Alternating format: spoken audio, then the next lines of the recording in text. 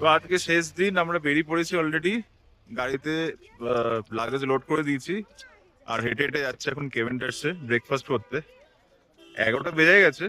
তো জানি না কি ব্রেকফাস্ট পাওয়া যাবে, অ্যাভেলেবেল হবে। তাও গিয়ে মোটামুটি দেখি যা পাওয়া যায় একটু খেয়ে নেবো।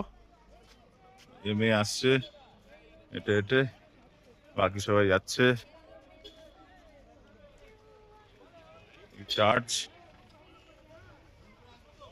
ঠিক আছে, একবার কেভেন্টার্সে পৌঁছে তারপর দেখাচ্ছি।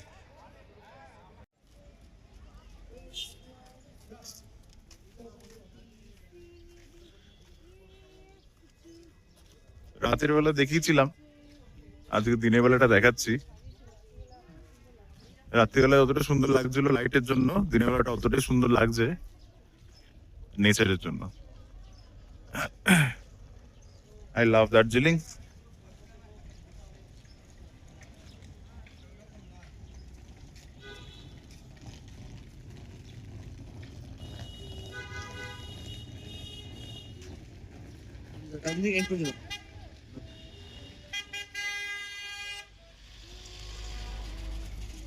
আর ওদিকটা দিয়ে বেরোতে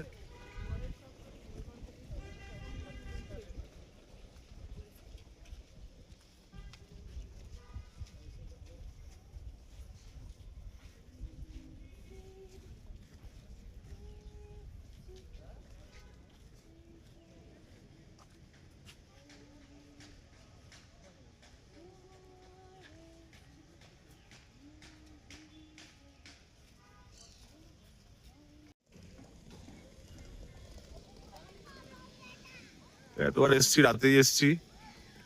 এটা হচ্ছে সকালের চৌরাস্তার মোড়, সবাই ঘোড়ার রাইডিং চলছে। ওদিকে খুব সুন্দর ভিউ আছে।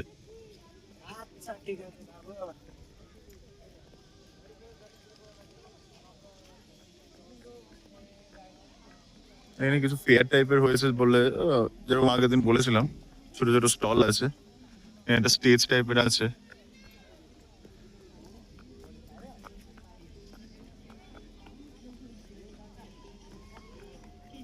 কিছু বসার জায়গা। মহাকাল মার্কেট, নিউ মহাকাল মার্কেট।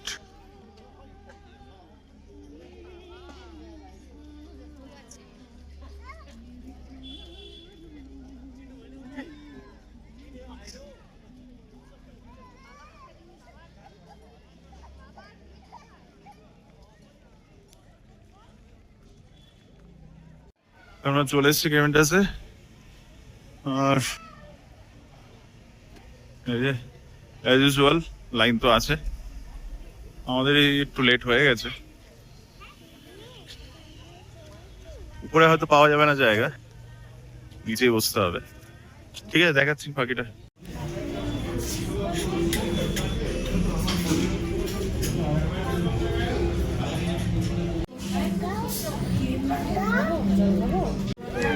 যা খাবে খাবে, বাকিটা পার্সেল করে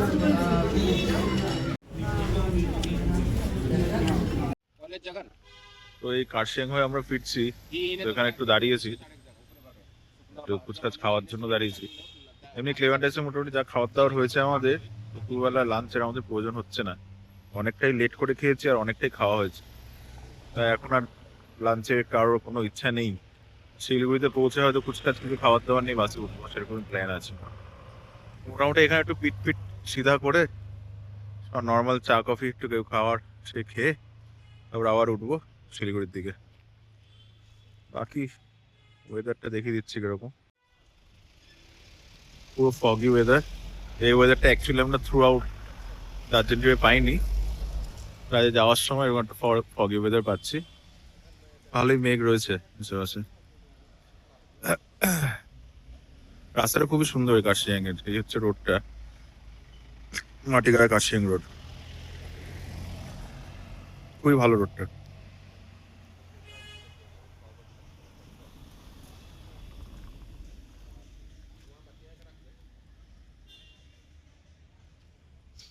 এই হচ্ছে গাড়ি।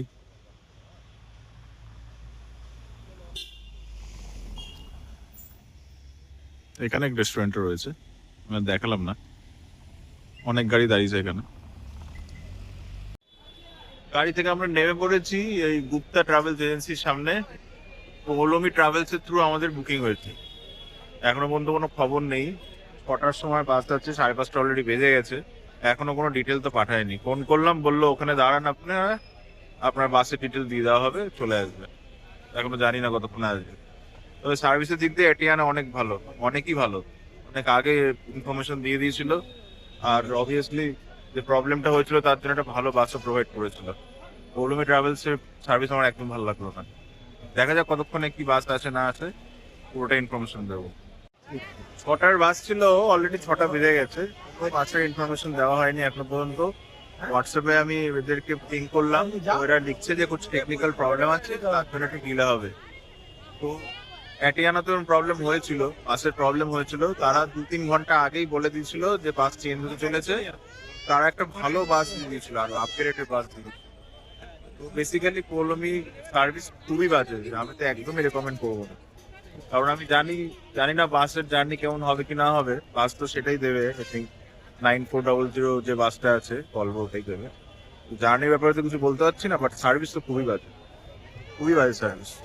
দেখা যাক এখন কতক্ষণে বাস আছে, সমস্ত ইনফরমেশন দেবো। 6টার বাস ছিল, অলরেডি 7টা বেজে গেছে, এখন বলছে 8টা বাজবে। এখনো পর্যন্ত জানি না যে কখন বাস আসবে। কোনো ধরনের কোনো কমিউনিকেশন নেই, কিচ্ছু নেই। একটু আগে খালি মেসেজ পাঠালো 8টার সময় হবে টেকনিক্যাল প্রবলেমের জন্য। খুবই বাজে সার্ভিস, এখনো পর্যন্ত তো একদমই বাজে সার্ভিস। বাকি কখন বাসে উঠছি না উঠছি পুরো ডিটেলটাই দেখাবো। 8টা বেজে গেছে, এখনো বাসের কোনো খবরই নেই। কাস্টমার কেয়ারে ফোন করছি, ওখান থেকে একটা একটা করে নতুন নতুন নাম্বার দিচ্ছে, কারোর সুইচ অফ, কেউ ফোন ধরছে তারপরে কেটে দিচ্ছে, কেউ ধরে বলছে 10-15 মিনিট টাইম দিন, বলে দেবো। মানে বাসের এখনো কোনো খবরই নেই, কত নম্বর বাস আসবে, আদৌ আসবে কি আসবে না, কেউ কিচ্ছু বলছে না। একজন তো বললো কি এই কি নাম এর, গুপ্তা ট্রাভেলের কথা বলুন, আর গুপ্তা ট্রাভেলে যতই কথা বলছি ততই আধ ঘন্টা খালি পিছিয়ে পিছিয়ে টাইম দিচ্ছে। এখন আবার বলছে 8:30 বাজবে, অলরেডি তো আমার 8টা 10 হয়ে গেছে, বাসে কোনো খবর নেই। মানে এরকম আমার তো মনে হয় এটা পুরো একটা ফ্রড কোম্পানি। সবাইকে সাজেস্ট করবো প্লিজ পৌলমী ট্রাভেলসে ট্রাভেল করো না, নয়তো এরকম টাইপের হ্যাসেল সহ্য করতে হবে। টেকনিক্যাল ফল্ট সব জায়গায় হয়, অ্যাটিয়ানা তো হয়েছিল, কিন্তু সার্ভিস অনেক ভালো। বাই চান্স যদি পৌলমীতে আপনারা টিকিট নেন, আপনার বাসের টিকিট কাটেন, যদি কোনো ধরনের এরকম প্রবলেম হয়, কোনো ধরনের কোনো সাপোর্ট পাবেন না। সবকিছু ভাবনা চিন্তা করে তাহলে পৌলমীতে আপনারা ট্রাভেল করবেন।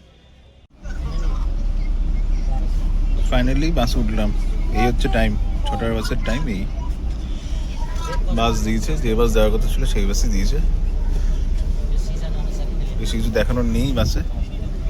এই হচ্ছে টাইম, কমপ্লিমেন্টারি তো কিছু নেই মনে হচ্ছে, না কিছু আছে, না জলের বোতল না কিছু, এখনো পর্যন্ত কিছুই দেয়নি। যদি কিছু দেয় তো আপনাদের জানাচ্ছি। ফাইনালি আমরা বাড়িতে ঢুকে তো পড়েছি, আর ব্লগ বানানোর মতন অবস্থায় ছিলাম না, কারণ বাসটা প্রচণ্ড খারাপ ছিল। প্রচণ্ড মানে প্রচণ্ড, নামেই ভলভো বাস, B11R এর বাস আছে। আমি বারবার বলে দিচ্ছি, যদি এই কোম্পানি পৌলমী ট্রাভেলস কোম্পানিতে আপনারা ট্রাভেল করেন, অ্যাটলিস্ট B11R যে বাস আছে একদম নেবেন না, ভুলেও না। খুবই বাজে বাস, মানে এর থেকে লোকাল বাসে সাসপেনশন অনেক ভালো হয়। খুবই বাজে বাস, মানে এত প্রবলেম হয়েছে, না ঘুমাতে পারবেন, প্রচণ্ড ঝাঁকুনি, প্রচণ্ড ঝাঁকুনি। এর থেকে নন এসির যে নর্মাল বাস থাকে ওগুলো অনেক বেটার থাকে। এটা যে ভলভো বাস বলে আমার একদমই মনে হয়নি। এরকম মনে হচ্ছে লোকাল ট্রান্সপোর্টের যেসব বাসগুলো থাকে, পুরোনো ভাঙাচোরা বাস, পুরো একদম সেরকম। মানে যেরকম খাটাটা এদের বাস, সেরকম খাটাটা হচ্ছে এদের ম্যানেজমেন্ট।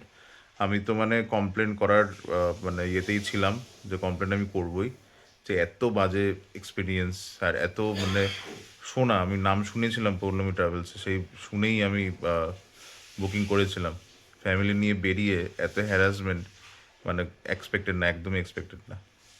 যাই হোক, কোনো রকমের বাড়িতে তো পৌঁছে গেছি, কিন্তু পুরো এক্সপিরিয়েন্সটাই ভালো ছিল। দার্জিলিংয়ের লাস্ট এক্সপিরিয়েন্সটা খুবই খারাপ হলো, অনলি ফর পৌলমী ট্রাভেলস। আমি বারবার করে বলছি, আপনারা পৌলমী ট্রাভেলসে যাওয়ার আগে একটু ভেবে নেবেন, বারবার ভেবে নেবেন। যদি টপ এন্ডের কোনো ভলভো মডেল হয়, সেখানেও হতে পারে যে আপনাকে বলবে যে টপ এন্ড মডেল, কিন্তু যখন এক্সপিরিয়েন্স করবেন বাসের, তখন এরকম একটা খাটার আওয়াজ পাবেন। খুবই খারাপ আমার এক্সপিরিয়েন্স। ঠিক আছে, তাহলে এখনকার মতন ব্লগটা এখানেই শেষ করছি। সবাই সুখে থাকবে, শান্তিতে থাকবে, আর সবাইকে শান্তিতে থাকতেও দেবেন। ঠিক আছে, তো যদি ব্লগটা ভালো লেগে থাকে লাইক, সাবস্ক্রাইব আর শেয়ার করতে ভুলবেন না। Thank you.